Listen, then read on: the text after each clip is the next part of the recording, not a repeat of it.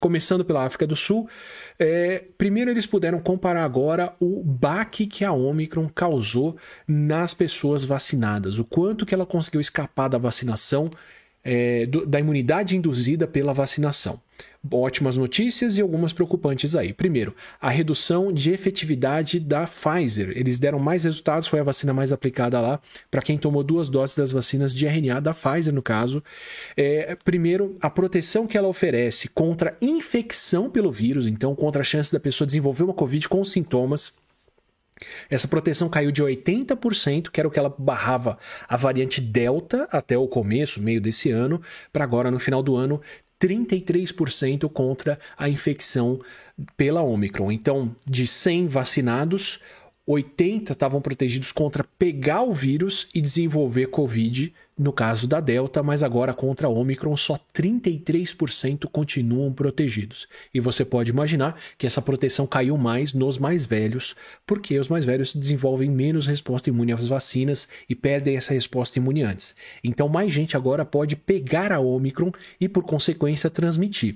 Vacinados podem pegar Covid e podem transmitir o vírus. A tendência é que vacinados tenham essa doença por menos tempo e transmitam menos. Esse é um dos motivos de a gente pedir e, em certos casos, exigir passaporte vacinal das pessoas para poder frequentar ambientes fechados. Porque você não barra completamente a chance do vírus entrar, mas reduz muito a chance das pessoas terem Covid e passarem. Só que no caso da Omicron, a gente está vendo que com 2 doses de vacina, essa proteção caiu para 33% com a vacina da Pfizer.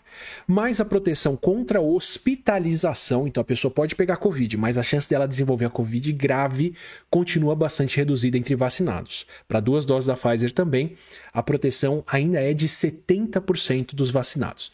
Então a grande maioria dos vacinados ainda pode pegar Covid, mas não vai desenvolver Covid grave, não precisou de hospitalização até aqui, por tudo que eles acompanharam. Para variar, caiu mais nos mais idosos, acima de 70 anos. Essa proteção contra a hospitalização caiu para 60%, mas nos mais novos ela está em 90%, 80% ainda. Então, uma ótima proteção de vacinados. Quando a OMS, quando os Estados Unidos, quando a Comissão Europeia falaram vamos financiar o desenvolvimento de vacinas, todos eles pediram vacinas que dessem 50% de proteção contra infecção e contra hospitalização. Então, mesmo agora, depois dessa variante, ainda tem uma proteção muito boa contra a hospitalização por conta... Nossa, gente, desculpa, a garganta aqui tá pegando forte hoje. Fazendo mudança em casa, é dia de levantar poeira, né? Final de ano. Mas tem essa proteção enorme ainda contra a hospitalização por conta da imunidade que a gente produz. E aqui que entra um tipo de imunidade que eu já discuti algumas vezes aqui no canal, mas discuti muito no Xadrez Verbal. Recomendo demais que vocês acompanhem o Xadrez, podcast com o Felipe e com o Matias, onde eu discuto bastante sobre a Covid no mundo, em que a gente fala o seguinte, a gente tem vários tipos de resposta imune. A gente tem a resposta imune das células, que é a resposta imune celular, que são as nossas células falando para o corpo o que elas estão fazendo dentro delas, incluindo, em alguns casos, vírus, em outros, inclusive câncer. Se a célula se transforma numa célula tumoral, se ela vira uma célula que está crescendo descontroladamente, o sistema imune pode perguntar o que está acontecendo ali, descobrir que tem um problema e destruir aquela célula. Então essa é a imunidade celular. E ela é bastante importante no caso de vírus, porque ela não deixa as células infectadas proliferarem vírus. Então esse tipo de resposta imune é muito boa para segurar uma célula infectada e não deixar o corpo ser tomado pelos vírus. E a gente tem aquela resposta imune, entre outras, dos anticorpos, que são uns pedacinhos de proteína que a gente faz, joga na corrente sanguínea e que vão reconhecer coisas dentro do nosso sangue, se ligar naquilo e sinalizar para o sistema imune que tem um problema. São esses anticorpos que se ligam no vírus, abraçam ele e não deixam ele se ligar nas células e causar uma infecção. Por isso que a gente fala que são anticorpos neutralizantes, porque eles neutralizam o vírus, entre vários outros tipos de anticorpos. E tem um tipo de anticorpo que a gente não discutiu tanto aqui na live, eu falei mais no xadrez, que é o anticorpo que é secretado na nossa mucosa. Tem vários tipos de anticorpos que a gente faz. IgG, IgM, IgA, IgE, cada um deles tem meio que um tipo de papel contra parasita, ou no sangue, ou produzidos no primeiro momento e produzidos depois. dois, a gente ainda deve fazer algum vídeo aqui discutindo um pouco essas diferenças. E um deles, que é o IgA, é um anticorpo que a gente produz junto com o nosso muco e joga para fora das células. Pode ser no muco do pulmão, pode ser no muco do intestino, pode ser em várias superfícies do corpo.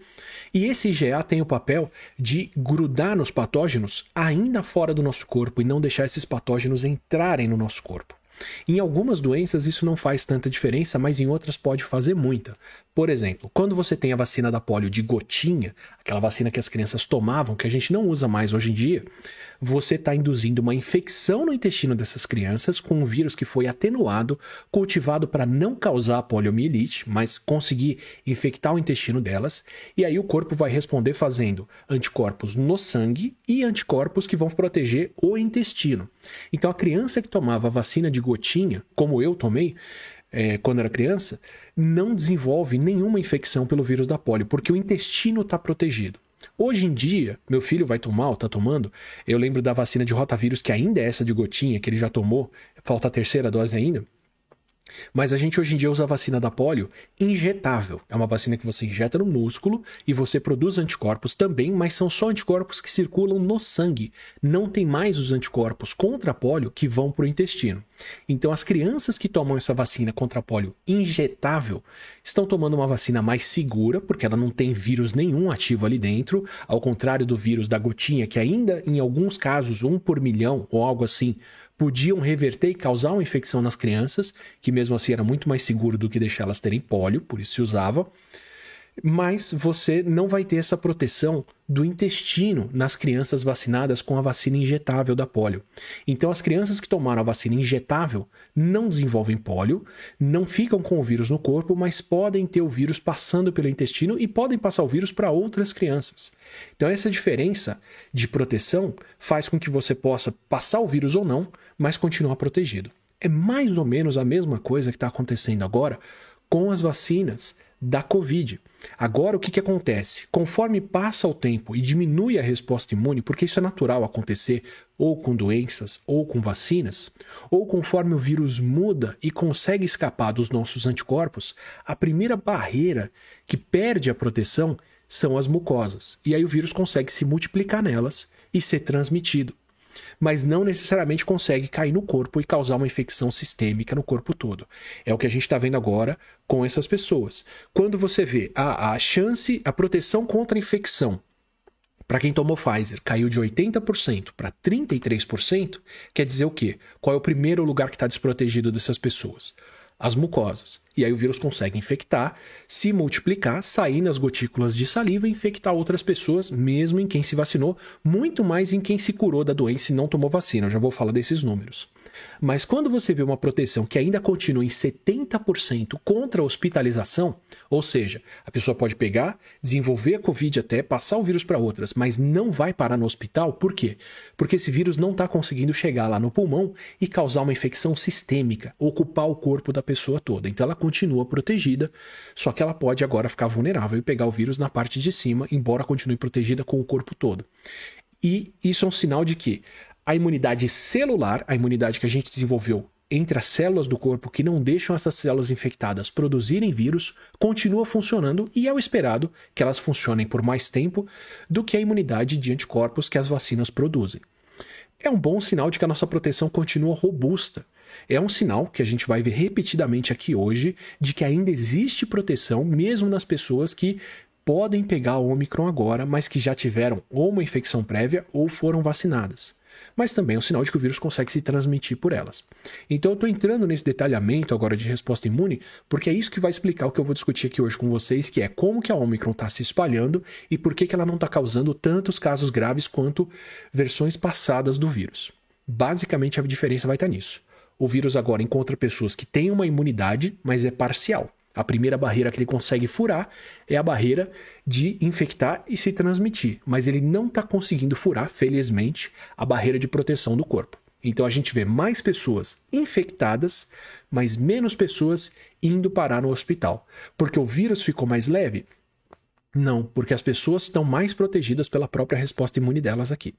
É como se eu dissesse, de repente, que como tem mais carro blindado, para, né, se manter na analogia bélica que eu usei na live anterior, é como se de repente tivesse um monte de carro blindado na cidade e menos gente morresse baleada no trânsito. Eu vou falar que foram as balas, os tiros que começaram a ficar mais leves? Não. É a proteção dos carros que ficou maior e agora menos pessoas se machucam por causa dos tiros. É a mesma coisa com o vírus. Não é o vírus que está ficando mais leve, são as pessoas que estão mais protegidas por causa das vacinas ou da imunidade desenvolvida por casos anteriores de Covid, embora seja pior nesse caso, e eu vou mostrar para vocês o porquê. Então, primeiro resultado importante que saiu já do pessoal da África do Sul, a proteção da vacina contra a infecção caiu, mas a proteção contra a hospitalização continua bem alta. Isso para quem tomou 2 doses. Por vários outros resultados da África do Sul, do Reino Unido e da Europa, quem toma a 3ª dose de reforço restaura essa proteção para níveis mais altos e continua com bem menos chance de hospitalização e com menos chances de pegar o vírus e transmitir ele. Por isso que a mensagem de hoje, de novo, vai ser: tome a sua dose de reforço para restaurar uma proteção no melhor nível que a gente pode ter contra o vírus.